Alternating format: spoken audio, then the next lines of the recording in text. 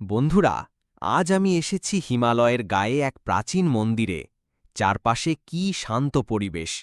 এই ঝর্ণাটা দেখেছ? গর্জন চিনতে পাচ্ছ? পানি পড়ছে ঠিক যেন আকাশ ভেঙে পড়ছে। আমি একটু আগেই গাছ থেকে লাফ দিয়েছি। একদম সুপার এক্সাইটিং। আজ আমি এসেছি রাজস্থানের জয়পুরে, আর সামনে দেখো কচুরি, সব গরম গরম। এই কচুরিটা খেয়ে দেখি। উফ, মশলা আর মিষ্টির এমন কম্বিনেশন আগে খাইনি। যদি খাবার ভালোবাসো তাহলে এই জায়গা তোমার জন্য স্বর্গ।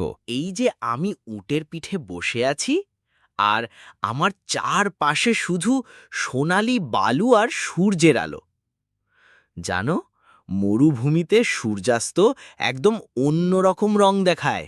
এই যে আমি বরফে স্কি করছি, ওহ, এটা আমার জীবনের প্রথম স্কি ট্রিপ। পড়ে যাচ্ছিলাম একটু আগে, কিন্তু এখন তো একদম প্রফেশনাল বান্দর। সন্ধ্যার এই সময়টা আমার সবচেয়ে প্রিয়।